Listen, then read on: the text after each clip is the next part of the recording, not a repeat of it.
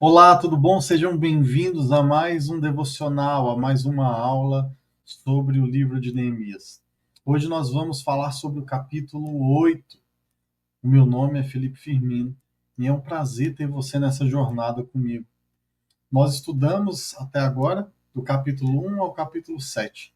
E se você não viu, não ouviu, você pode assistir às aulas no YouTube, tá bom? Então, vai lá, porque a gente pega desde o contexto histórico até todos os princípios que já conseguimos extrair até aqui. E hoje, falando do capítulo 8, é um capítulo que me chama muita atenção. Lembrando a vocês que eu disse que para ganharmos tempo eu não vou ler o capítulo inteiro. Então, conforme eu for trazendo os princípios, eu vou trazendo versículos aqui para vocês. A ideia é que você estude na sua casa, que você tenha o seu tempo de estudo, que você tenha o seu tempo com Deus, tá bom? Mas olha só o capítulo 8, como ele é interessante, porque ele nos revela algo precioso. Porque o capítulo 8 é exatamente a leitura da Bíblia diante do povo depois que os muros já foram reconstruídos. E começa dizendo o seguinte: chegando o sétimo mês, estando os filhos de Israel nas suas cidades, todo o povo se ajuntou como um só homem na praça diante da porta das águas e disseram a Esdras, o escriba, que trouxesse o livro da lei de Moisés que o Senhor tinha prescrito a Israel. Bom, então a construção tinha terminado. E tinha pouco tempo que a construção tinha terminado, alguns dias, e logo eles deram início a um reavivamento espiritual. Eles estavam prontos, eles estavam protegidos agora, e agora, depois de levantarem os muros de Jerusalém, de reconstruírem, eles iam então reconstruir aquilo que era mais importante, que era o espiritual do povo. E Esdras, ele tinha sido enviado anos antes de Neemias para Jerusalém. Esdras era um escriba, ele era um sacerdote, ele era um estudioso da palavra. E quando você avança na leitura do capítulo, você vê que Esdras lê a Bíblia, ele lê as leis de Moisés, que não era a Bíblia como nós conhecemos hoje, mas as leis que o Senhor tinha dado a Moisés. Ele lê durante todo um período que compreendeu a festa dos tabernáculos. Então ele leu a Bíblia ali por mais de um dia. Por 7 dias ele leu as leis para aquele povo. E é interessante porque a Bíblia diz o seguinte, que ao ouvir as palavras, ao ouvir o que estava escrito, o povo chorava. Olha que interessante. Por que o povo chorava ao ouvir o que estava escrito? Era um choro de alegria? Era um choro de tristeza? O que vocês acreditam? A Bíblia nos mostra que isso era um choro de tristeza. Por quê? Porque ao ouvir as leis, eles enxergaram o quanto eles estavam caminhando de forma errada. Ao ouvir a lei, eles enxergaram como eles estavam andando e praticando coisas que não era aquilo que o Senhor tinha ordenado a eles. E cientes de que praticavam coisas que eram contra os princípios de Deus, eles também tinham ciência da colheita deles. Mas o princípio que eu quero extrair aqui, o primeiro princípio que eu quero extrair é que esse choro de tristeza era um choro de arrependimento. E esse choro de arrependimento só foi possível porque alguém leu a palavra para eles. E como é que a gente sabe que alguém leu esse choro era um choro de arrependimento? Porque o versículo 8 diz que leram no livro, na lei de Deus, claramente, dando explicações de maneira que entendessem o que se lia. Ou seja, Não era simplesmente uma leitura do texto, mas era uma exposição da palavra de Deus. É mais ou menos o que eu tenho feito com vocês aqui durante esse estudo de Neemias. É trazer o texto, mas explicar o que o texto quer dizer. E quando a gente compreende o que a Bíblia está nos comunicando, a gente tem condições de reordenar a nossa vida. Foi isso que aconteceu com o povo. E é tão interessante, gente, porque a própria palavra diz: conhecereis a verdade, e a verdade vos libertará. E quando a palavra diz sobre conhecer a verdade, a gente pode fazer algumas conjecturas aqui. Cristo diz: eu sou o quê? O caminho, a verdade e a vida. Ninguém vem ao Pai senão por mim. Então, quando eu conheço a verdade, significa que eu estou conhecendo a Cristo. E quando eu leio a palavra, eu estou aprendendo mais de Cristo, porque a Bíblia é um livro que trata exatamente da vinda dele, da redenção do homem através da entrega, do sacrifício de Cristo. A Bíblia toda aponta para ele, a Bíblia toda prefigura ele. Então, quando você para estudar a Bíblia, você consegue entender e a Bíblia consegue jogar luz a áreas escuras da sua vida. Por isso que é tão importante, eu sou alguns pastores, alguns pregadores, algumas pessoas falam muito da importância de estudarmos a palavra, e eu sou um desses entusiastas do estudo da Bíblia. Por quê?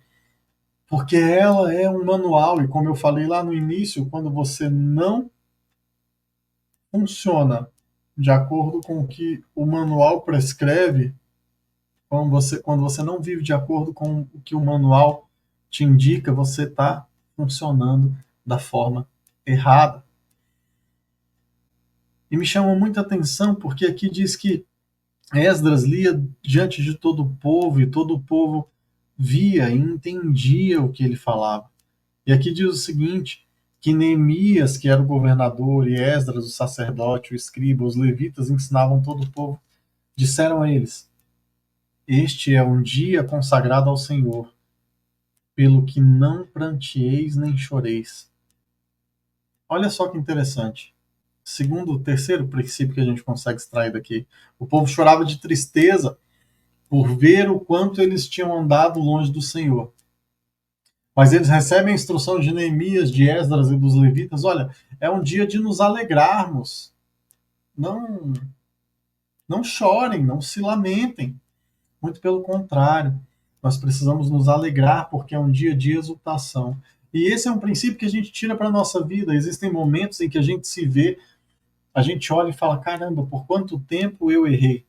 E a gente quer chorar de tristeza. Mas a gente tem que converter esse choro de tristeza em alegria por entender que agora eu sei o que eu devo fazer. Agora eu sei o caminho que eu devo seguir. Gente, isso é tão interessante, eu quero contar um testemunho pessoal para vocês. Eu gosto muito de estudar a palavra de Deus, eu gosto muito de pegar a Bíblia e de ler, de me deliciar nos princípios que tem aqui. E é tão interessante, porque quando eu paro para estudar a Bíblia, é como se, sabe, os princípios começassem a saltar assim aos meus olhos, eu consigo olhar, eu consigo ler, estudar, e eu consigo extrair muita coisa, e eu achava que isso era natural para todo mundo. E eu pensava o seguinte: ah, eu não vou ensinar isso para ninguém. Acho que todo mundo tem esse entendimento. E conversando com a minha esposa, eu via que ela não tinha o mesmo entendimento que eu tenho. E eu entendi que isso foi um dom que Deus me deu. Eu entendi que isso foi algo que o Senhor depositou sobre mim, que não deveria ficar guardado só para mim.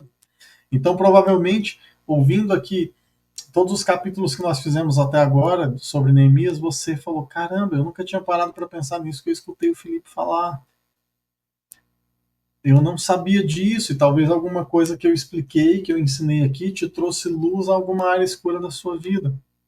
Eu recebi um testemunho de uma pessoa que me mandou uma mensagem dizendo o seguinte: olha, que bom ouvir alguém explicando a Bíblia desse jeito. E por que eu estou contando isso? Porque era exatamente isso que Esdras estava fazendo. Ele estava ensinando a palavra para o povo. E às vezes a gente acha que as pessoas já conhecem. Não, as pessoas já sabem, eu não preciso, está ali, está escrito. Mas nós precisamos trazer a Bíblia de uma maneira que as pessoas entendam, de uma maneira que fique claro para as pessoas. Porque muitos vão ler e num primeiro momento nem todos vão entender. E isso me lembra outro versículo que diz: como ouvirão se não há quem pregue?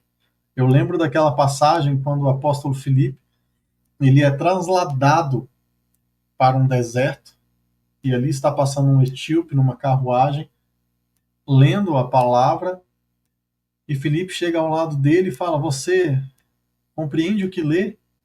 E a resposta dele é: como eu entenderia se não há quem me explique? Olha que interessante.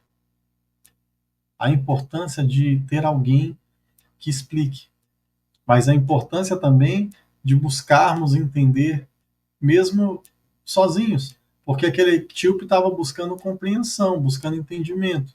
E quando ele buscou entendimento, o Senhor mandou alguém que explicasse a ele aquilo que ele estava estudando. Olha que coisa doida. Quando eu busco, então, eu recebo. Mesmo que eu não consiga entender, quando eu busco, o Senhor envia alguém para me ensinar. Era o que Esdras estava fazendo.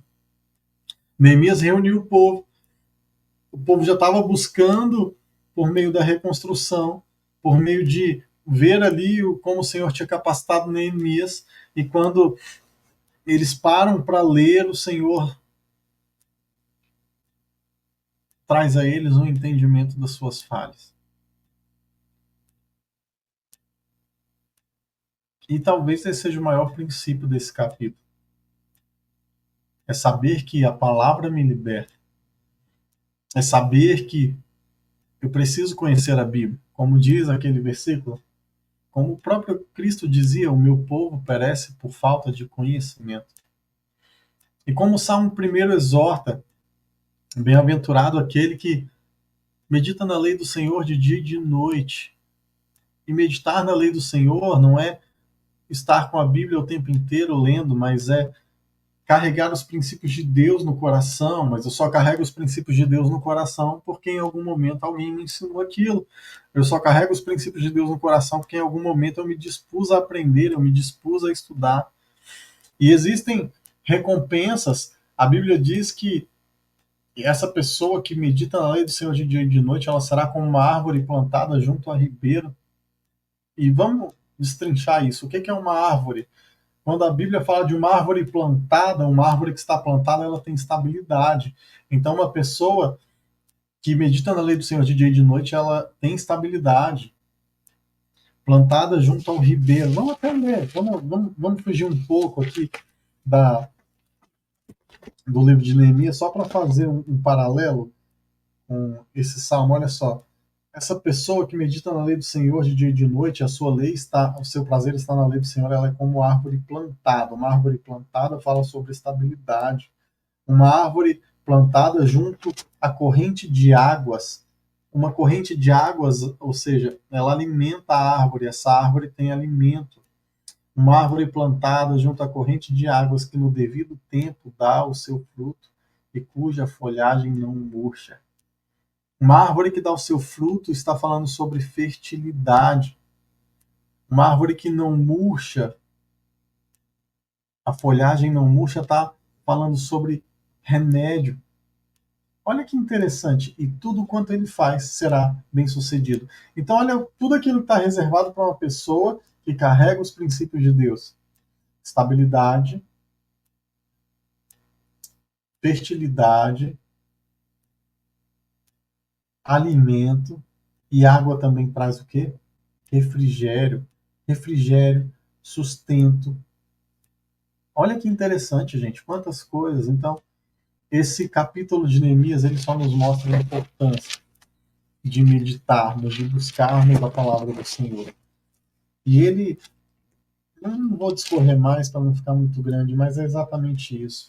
É o maior princípio que a gente pode tirar daqui. E a gente vai ver que